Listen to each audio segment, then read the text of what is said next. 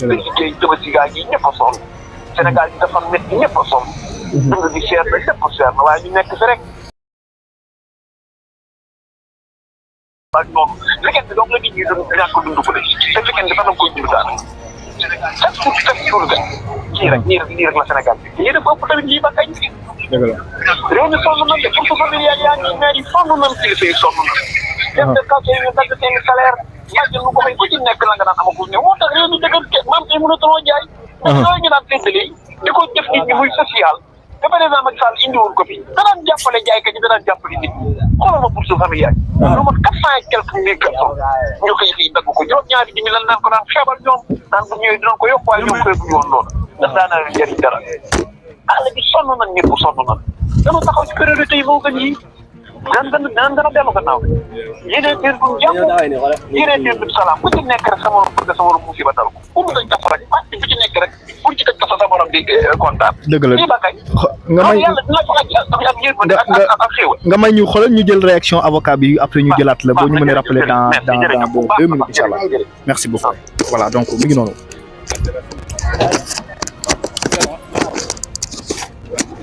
am boy jëlaale ma bi waay.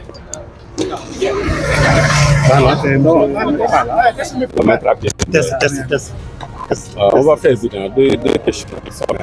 Question wolof en français. Test. C'est bon. Test. C'est bon. Test. Comment? Je vais passer en tout bien. Bon. C'est bon. Voilà, vous vous présentez, maître. Voilà, c'est maître Abdinar Ndiaye, avocat à la cour, en fait un des conseillers donc, du sieur Aaron Niang,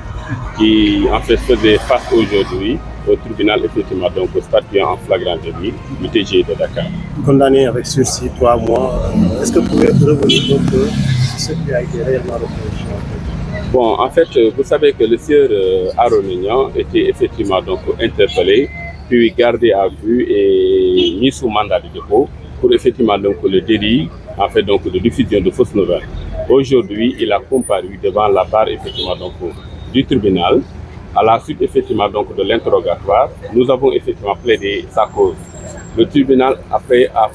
en avoir délibéré conformément à la loi, a estimé que le délit effectivement prévu par les dispositions de l'article 55 ne souffre d'aucune contestation en fait donc à son encontre et effectivement donc a prononcé en fait une peine en fait donc de culpabilité et l'a condamné à 3 mois assorti effectivement donc du sursis. Ce qui veut dire quoi?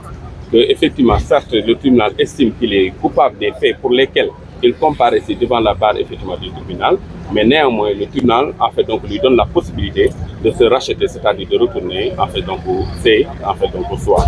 Donc nous trouvons que c'est une bonne décision en fait donc au regard effectivement donc de la loi et de la jurisprudence de nos cours de tribunal, parce que n'oubliez pas que le sieur effectivement Aaron Niang est un délinquant primaire qui n'a jamais eu maille à partir avec la justice et qu'au regard effectivement donc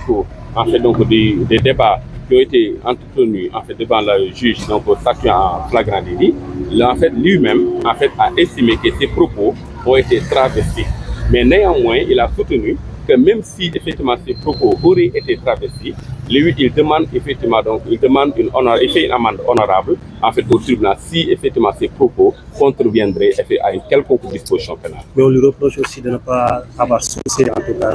Non, il a référencé effectivement ces propos, mais seulement en fait donc le tribunal a attiré son attention que pour les cas d'espèce, en fait faudrait-il également un document scientifique pour attester effectivement le contraire. Alors tel n'a pas été le cas parce que lui-même en fait l'a dit effectivement devant le tribunal que ces propos ne sont effectivement fondés que sur des déclarations qui ont été soutenues par le professeur Raoul et par effectivement donc en fait Didier, qui est une personnalité également internationale très connue en fait donc pour ces déclarations.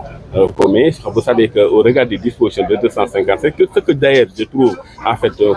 comme une disposition liberticide, parce qu'en réalité en fait elle fait en fait du délit, non pas en fait un délit en fait intentionnel, mais plutôt un délit en fait donc matériel, c'est-à-dire que l'intention, que ça soit que vous soyez en bonne ou mauvaise foi, peu importe, dès l'instant que la nouvelle effectivement qui a été diffusée en fait c'est donc avérée fausse, vous tombez sous le coup de la loi. waaw maa ngi tudd maître Abdinar Ndiaye bokk ci ñi xam ni ñoo doon layal kii di Arona Niang ñu doon ko topp fii ci tribunal bu Dakar ci li ñuy wax ma diffusion de fausse nouvelle mooy wax yoo xam ni amul sukkandikuwaay. alors tribunal bi ñu demee ci tribunal interrogatoire wane na ni moom en fait kii di wax Arona Niang dafa wax ni moom kàddoo mi xam ni yëkkati na ko visé wul woon d'ailleurs le corps médical sénégalais mais dafa doon def une analyse en fait donc sur la scène internationale te it lii mu wax mi ngi ko sukkandikoo ci ñi xam ni mooy lu ko mel ni le professeur Raoul ak ñi xam ni mooy Binké wax yooyu moom la jàngat joxe ci xalaatu boppam waaye objectif am nekkul woon maanaam jeter du discrédit sur nos institutions encore moins en fait donc induire en tout cas à une désobéissance effectivement aux lois de la République. alors loolu nag ginnaaw bi nu saytoo maanaam ñun ñu layal ko tribunal dafa jàpp ne li ñu koy tuumaal lu am la ci wàllu yoon ba tax na daan na ko daan yoo xam ne nii daan la certes pour xamal ko ni ko li maanaam faaw nga seetaat yow ni ngay doxale ak ni ngay waxee waaye teewul dañ koy bàyyi mu ñibbi këram maanaam comme li ñuy wax man décision de sursis la pour mu mën a dellu ci njabootam waaye décision yooyu liñ ci mën a jàngal rek mooy nga mën a delluwaat defaraat sa toogaay ba bu ëllëgee yu ni mel bañ laa mën a dal. jërëjëf voilà ñu ngi leen di sant di leen gërëm bu baax. merci beaucoup jërëjëf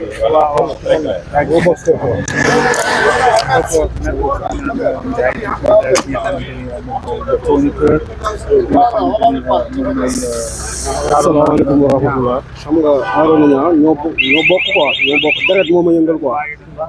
en tant que sama doomu ndey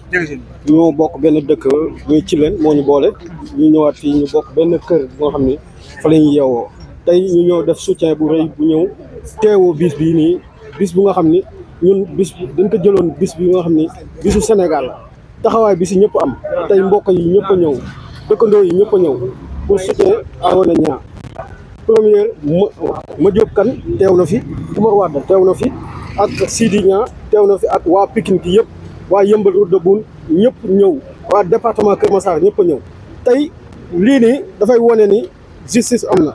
ndax xale bu nekk si yoon da nga koy teg si yoon xale bu nekkee si yoon da nga koy teg si yoon dañ ko teg si yoon cote que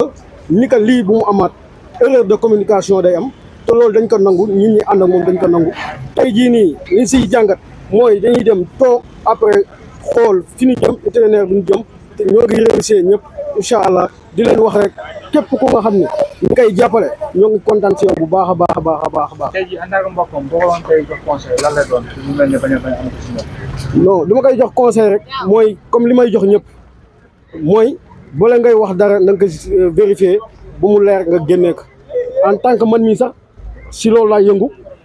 en tant que coordinateur département Kër Massar mouvement convergence citoyenne tabax sa réew bu coalition Diomaye président waaw ba pare ma bokkat si benn association bu nga xam ne au niveau national la ak international muy IBC kon man si affaire yi laa nekk ñun bala ñuy wax nañu wax lu wóor loolu la population bi dañuy soxla président Ousmane Sonko mii nga xam ne dañ ko war a jàppale si li mu nekk nii ñun ñoo xeex bi ñoo combat bi ba tey jii ñu am lii kon nañ ko jàppale si communication